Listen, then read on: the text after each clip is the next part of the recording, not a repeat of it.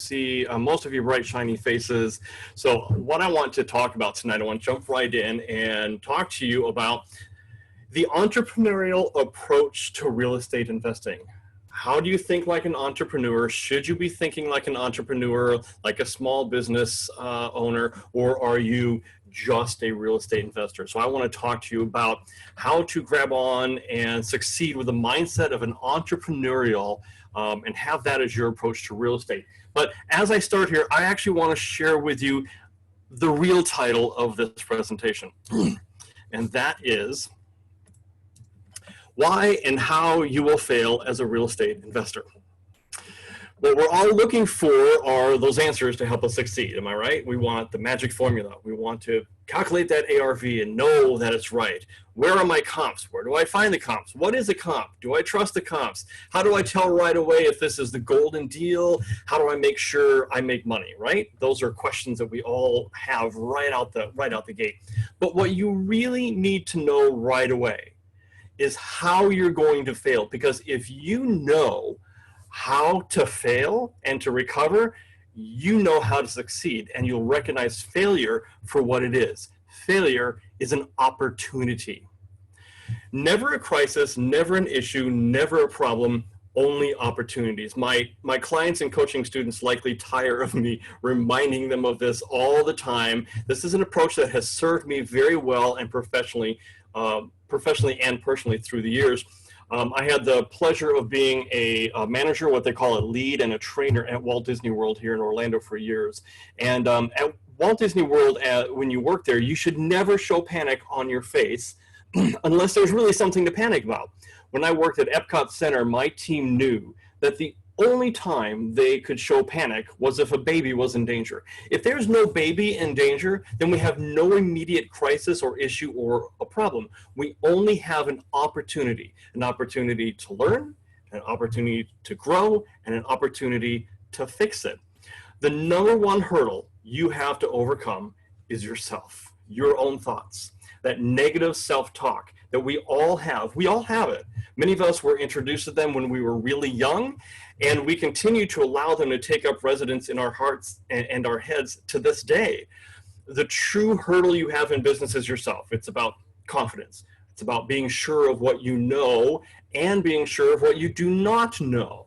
When people ask me a question I don't know the answer to, instead of worrying about what people may think, I simply say, yeah, that's a great question, and unfortunately, I'm not old enough to know the answer to that. But if you give me a day or two, I'll get an answer for you. It's called daring to be authentic, and it means daring to make mistakes and moving on from them. And the key to your success is you. The key to your failure is you. The key to your success in overcoming that failure is you. You can blame others, you can blame circumstances, situations, COVID-19, 2020, the alignment of the stars on the moon, blame what you want, but the ultimate responsibility to succeed through failure is yours. So tonight, I want us to talk about mistakes, and I want to challenge you with my top 5 mistakes that I am telling you that you're probably going to make.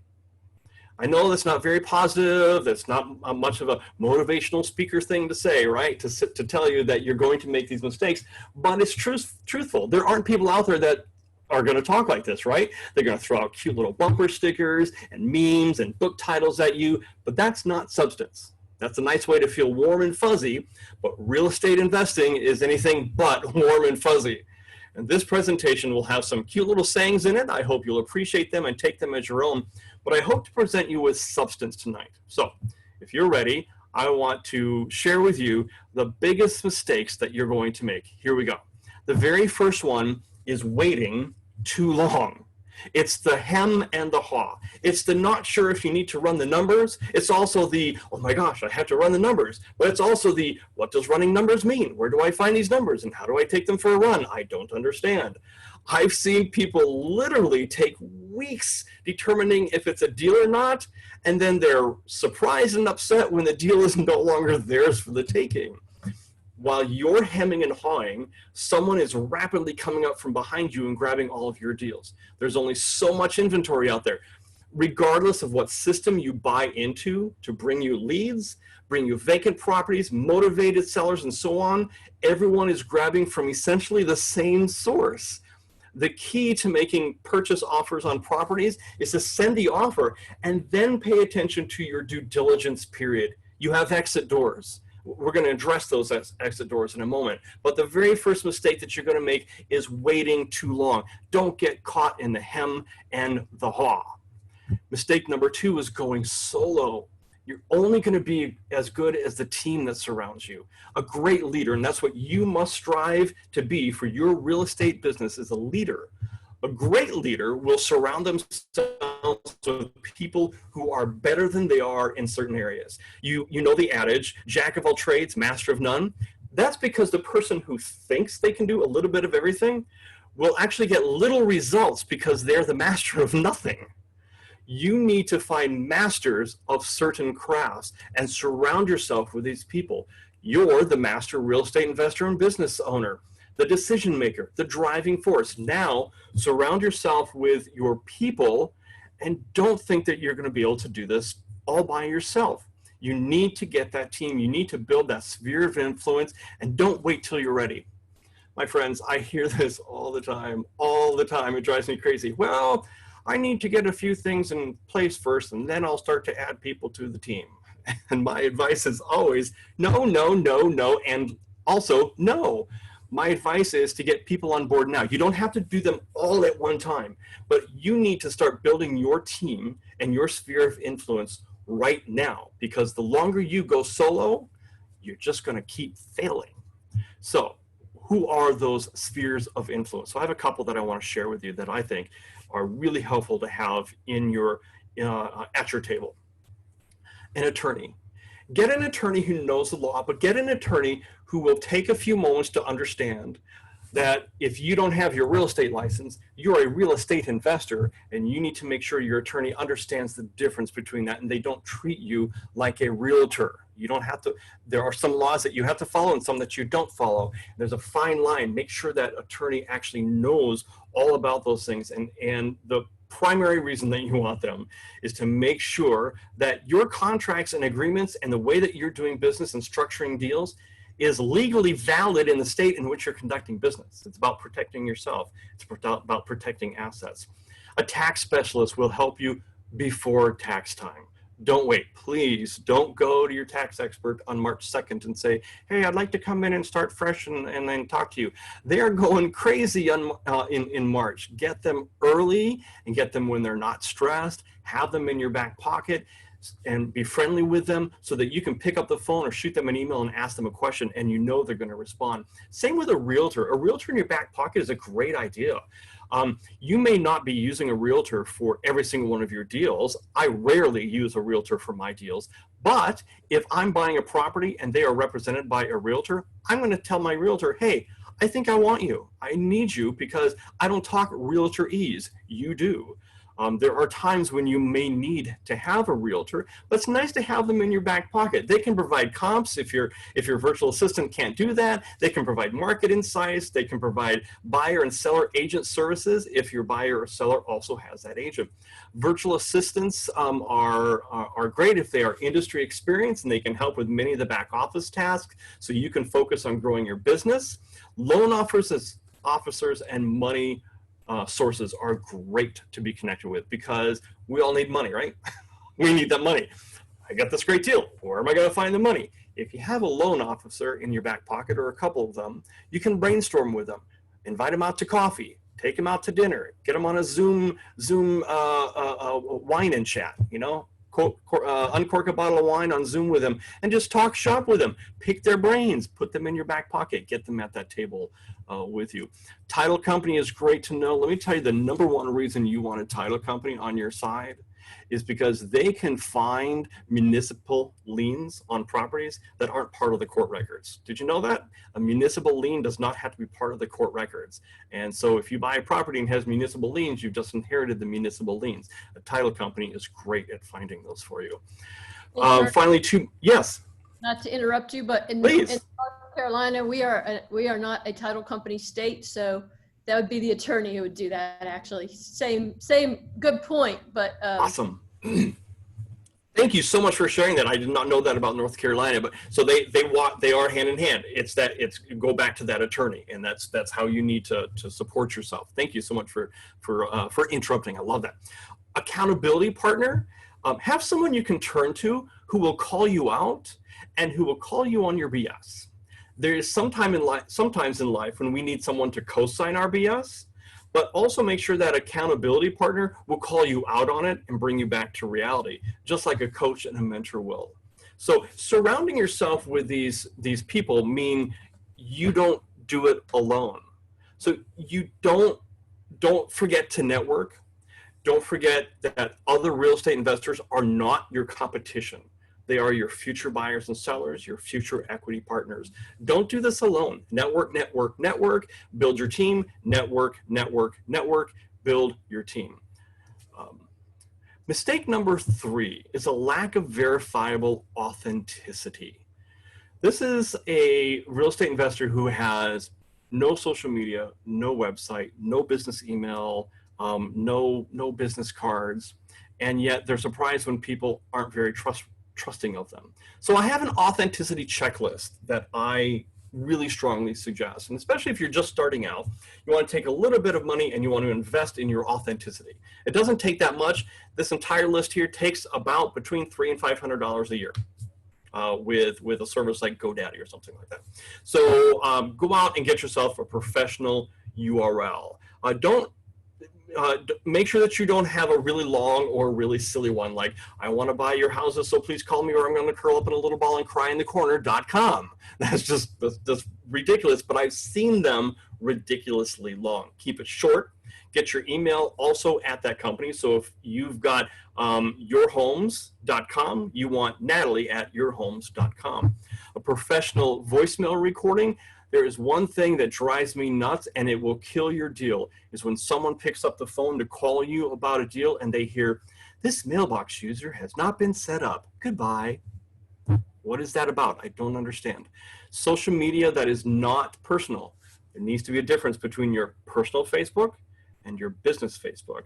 And also if you can get yourself branded with a logo, tie all that stuff together. What does that mean? You hand me a business card, I see one of your signs on the street corner, I get a letter from you that says, hey, I want to buy your house. What am I going to do? I'm going to pick up my phone and I'm going to Google you. And if I don't find you, or if I don't find how you want to be presented, you're not going to be getting the business. So authenticity checklist. Mistake number 4 is avoiding a no. There are times in life when you are faced with decisions and you need to make a choice quickly. And if you don't, you're going to fall into mistake number 1. You're going to hem and haw. You do not have anything to run numbers on or to think about or perform due diligence on without a signed offer. There is homework to be done, don't get me wrong. I'm not telling you send it without thinking about it, but what I'm saying is, again, don't hem and haw, don't be afraid of getting a no. I see this so often in real estate, spending far too much time figuring it out when what should have happened is send the offer, and if it comes back accepted, then figure it out. Every contract has an exit door. It has emergency rows. Be aware of how to get out of the deal if it's a bad one. If you're submitting offers, submit them. Work really hard to get a no every time, and you will eventually get a yes. But if you don't work hard to get a no, you will never get a yes. And finally, mistake number 5, not knowing what you're doing. Okay? Well, a lot of us don't know what we're doing.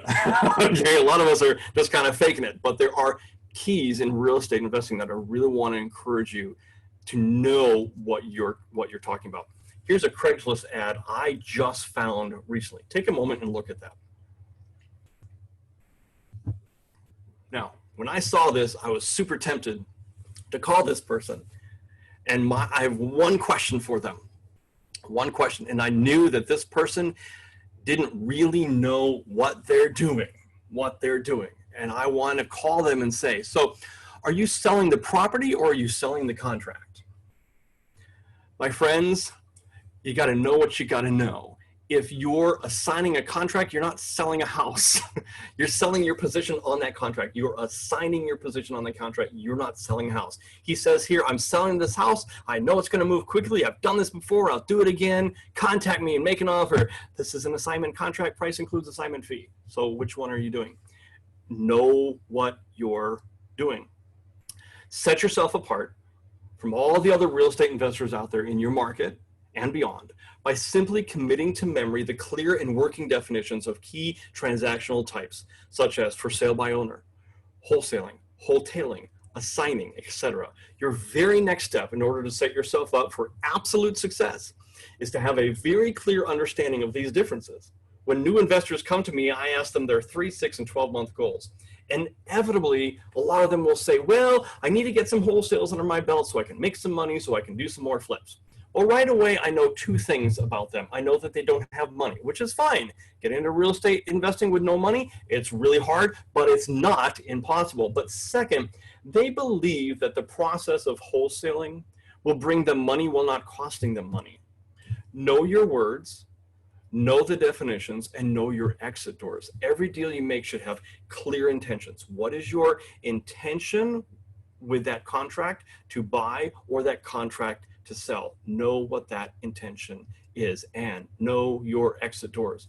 Your offer to purchase should have contingencies built in that allow you to safely back out of the deal. They may be financing, inspection, partnership approval. Even the deadline to sign the offer is an exit door for you. Know your contracts, know what every word says, and most important, know your exit doors. I'm going to wrap up here pretty quickly. I posted this the other day on Facebook, and I wanted to share this with you. Never allow the fear of doing it wrong to prevent you from doing it all. And then my friend Ken added this brilliant statement. I think wrong is the primer coat for every right. You've got to build every one of your rights on every single one of your mistakes. Do not fear the fear. So, step 1, lock in your motivation. You must be motivated. You've got to have the will to succeed. If you're not motivated, you have a completely different issue. It might look and feel like success reluctance, but it requires a totally different treatment. You may need to get your motivational infrastructure in place in order to succeed. What is your motivation? You need to answer that for yourself, and I recommend you answer that in the very near future. Step 2, identify your negative intruders. Identify those. It's the sound of fear. It's the words that go through your mind. Again, taught to us as children, right? You can't do that, or you won't win, or stop while you're ahead. Your freedom from success reluctance lies with identifying your negative intruders and rewriting that script. It's turning I can't into watch me. Step 3, realign your thinking. Let's consider those negative intruders. What do we say to them and in place of them? My friends, the situation doesn't cause you anxiety. Your thoughts about the situation do. Don't confuse those two. So only by doing will you become. That is one of the foundational themes I would love for you to adopt today in order to begin mastering a mindset of growth and act like an entrepreneur. It's a verb, it's doing, it's action. Only by doing will you become. You have the foundations, you've learned, you're surrounded by great mentors, you're surrounded by a great community, you'll continue to learn and study, but you know what you need to know to start the journey, so do it. Put into action, because only by doing will you actually become. So go forth, be amazing, have success stories, and have failure stories upon which that success is built. So, quick recap. Waiting too long. Stop the hem and haw, do something already. Don't let fear decide for you. Going solo. If you think you can do this by yourself, I argue that you're sorely mistaken. Your fellow investors are not your competition, they are your future. Network. Let people know you're in this game, you're here to make a difference and an impact, and most importantly, build your team today. Be verifiable. No website, no business card, no social media, or professional email address, yet you want people to take you seriously. Really? Invest some money and get set up so people can verify who you are and what you do. Avoid the no. Work your butt off to secure a no, my friends. The more no's you get, the more chance you have of getting a yes. Remember, if you don't work your butt off to get a no, you'll never get a yes. So work to get that no, because you will eventually get a yes. Finally, again, not knowing what you're doing. You won't know everything. Get your team in place, gather your resources, and know your job. If you send an offer or sell a property or sign a contract or wholesale a property, you need to know what those mean so you aren't caught off guard, so you don't make legal mistakes, and so people see you as the subject matter expert. So those are my top 5 mistakes that I have learned along the way since 2007 from all of my real estate investor students and clients since 2007. I spoke to someone just last night. A year ago, they had nothing. Now they have 18 rental properties under their belt. They're considering selling the entire thing and buying a commercial property. The monthly rent alone will blow out whatever they're making on those 18 properties right now. It's one of those no-brainer deals. And he said to me last night, Curtis, you told me to stop hemming and hawing, and I did. And I submitted an offer, and it was accepted. Stop the hemming and hawing.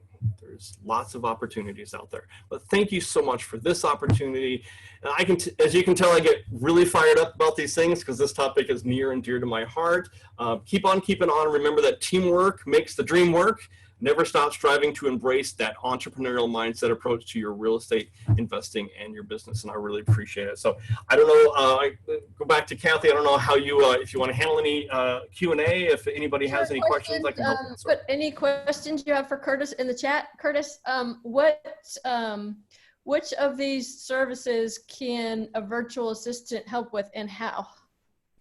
Oh, that's fantastic. So let's, you want me to take them each mistake and how a VA will help? You can do it however you want. Fantastic, fantastic. Well, depending on the VA, obviously, but let's go back to the waiting, the waiting too long. The waiting too long typically is because you're so busy finding comps, trying to figure out the numbers, reading through all these reports. You need a VA who can go out there, find those comps, find out what's happening in the community, find out what the long-range plan is for that community, what's the development world saying about that, collect all the information, and then present that to you so then you can read through it quickly and in an organized manner so that you can make your decision. And that's what a really good VA is going to be doing for you. You're going to say, 123 Main Street, go. And within 24 to 48 hours later, they should be presenting a full report to you with comps.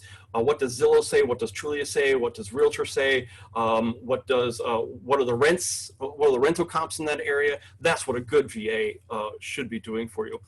Going solo, obviously, partner with a VA, you're not going solo. Here's the problem with going solo, is if you go solo, you're doing everything in your business yourself. And the SBA actually says that every business that starts up that where they only have 1 or 2 people doing everything will fail in 18 months. 18 months! It just feels like you just started your business and then you fail. Why? Because they went solo. So a good virtual assistant will not just be one person, there'll be a team. So if you go out looking for a virtual assistant, make sure that you find a virtual assistant team, but only one person on that team that you're contacting with. Otherwise, your head's going to spin. Who do I contact about this? Who do I call about this? Where do I go for this? You want one contact person and that person managing your entire team. Verifiable. Yeah, I have people all the time. You know, well, okay, I kind of made this little website, but I'm not really sure I want my email. Invest the money right now, my friends, in getting your verifiable stuff set up. As I said, it can average between, I've actually never seen it higher than $350. I'll be honest with you. Website, 5 unlimited email boxes, get verifiable, and your business cards, get your VA again to design all those, have a VA service with an outstanding graphic designer in it, get them to create your branded logo for you. And once that logo they get it to the website, they get it on the business cards, they get it on your signs, they order those printings for you. It's all part of verifying. of verifying. It's about your authenticity. And if your VA team can't do that for you, find another VA team. Avoiding the no. So I have a different approach to VA than a lot of VAs do, in that I personally have and professionally have, an interest in your business. So find a VA that has an interest in your business. Find one that will say, Kathy, that's a great one-liner, but I'm kind of smelling the BS here. And to really call you out. But I have this, I'm also a member of the clergy, and I have a philosophy in my counseling. And I tell my friends, I say, and my clients, I say, look, come to me with a problem, but I need you to tell me right now, do you need me to co-sign your bullshit, or do you need me to call you out on it? Because there are times when I just need you to support my BS, right? Isn't that true? That someone to say, oh my gosh, how miserable. Give me the wine bottle already. Pour me another beer. I'll drink it with you. Be miserable. A really good VA is going to tip that glass back with you, and then going to sit back and go, now about that BS you were shoveling my way about 10 minutes ago. Let's talk about that. Okay? They're going to be the ones to say, if you aren't working for a no, you ain't getting the yes. So, and then not knowing what you're doing. A VA is not an attorney, and I don't know any VAs that are also licensed realtors. So make sure that that they help you find those right people. Don't treat them like an attorney. Don't say, create my contract. You can say, can you get me some samples of contracts? Of course your VA should be able to do that, but your VA should never say, here's the contract you should be using. They should be saying, here are some contracts for your review. If you need help deciphering what any of these mean, I can help define them for you. And then I can help find an attorney, and I will send them to your attorney, and I will email the attorney as your assistant, and I will say, could you please look at these, because this is our intention, and you can tell me if our intentions are in line with this contract, and this contract is in line with law in the state I'm doing business in. So those are ways, Kathy, thank you so much for asking that a good VA is going to do for you and help you not make those 5 mistakes. Okay, we have another question in the chat. I'm a new investor. I have not ever thought about using a VA. How would I get the process started, and is it expensive? So I would just hop online and I would search virtual assistants. I have a very strong opinion about that because I have a virtual assistant company myself, but I'm not going to sit here and sell my company to you. I want you to find me yourself. I want you to add that to your research, because VAs, you need to develop a relationship with the VA, and you need to sync with that VA. Whenever a client calls me, I actually will not allow them to say, okay, send me the contract, I'm ready to sign on the first call. There's no way I'm going to let you do that. Absolutely not. You got to think about it. You got to spend a little bit of time thinking about that. Think about building that relationship. There are a lot of VAs out there. Please keep in mind that you're going to pay for, you're going to get what you pay for. So you could go to the Philippines and you could get them for $1 an hour, but you're going to get what you pay for. So virtual assistants, depending on what you need them to do, you could get them as low as I'd say $475 a month, all the way up to $4,000 a month. It really depends on what you need, but it really depends on how serious you are about investing in your business. I hope that answered that question. Another question, can you hire a VA for a la carte services? Absolutely. Most VAs will work a la carte. Most of them will, because your typical VA is a gig worker. They want the gig, and they're like, okay, yeah, I'll do that research. I'm going to get it done as quickly as I can, get you the product. You can pay me so I can go on to the next gig. I don't work like that. I'm not a gig worker, although I do accept occasional gigs. I accept gigs because I'm so confident in my services that I do believe that I'll turn that gig work into a full-time contract. I am that confident. People say, gee, Kurt, isn't that a little narrow-minded of you? And I'm like, well, yeah, I can afford to be narrow-minded because I'm right. But yes, you can get VAs to do gigs, and most virtual assistants are gig workers. So if you're looking for 1 or 2 little things to get done and you want to pay for it and get it done with, however, it's going to get done, it's going to be put back in your lap, and if it's done wrong, you got to go find another VA to fix it. So yes, gig workers, that's what most of them are. There's a big difference between a gig worker VA and a virtual executive assistant. And can you go ahead and put your contact info back up there again in case anybody wants to get in touch with you? Absolutely. Thank you so much. I don't have any more questions at this time. Anybody, last call for questions if y'all want to put one in the chat? There you have how to get hold of Curtis. Going once, going twice. All right, we'll say before we leave here that I forgot to say at the beginning, we're looking for a couple board members for the upcoming year. If anyone's interested, stick us a note in the chat or shoot us an email at treeprojects@gmail.com. No, I don't have any more questions. Leslie or Jackie, do you guys have anything? Nope, just thanks so much, Curtis. This was awesome. Yeah, Thank you. thanks a lot, Curtis. Thank you. Thanks for having me. I appreciate that. I really do. Yeah, thank you very much. We'll definitely be in touch for you with some other topics. Thank you, everybody. I hope you have a great evening. And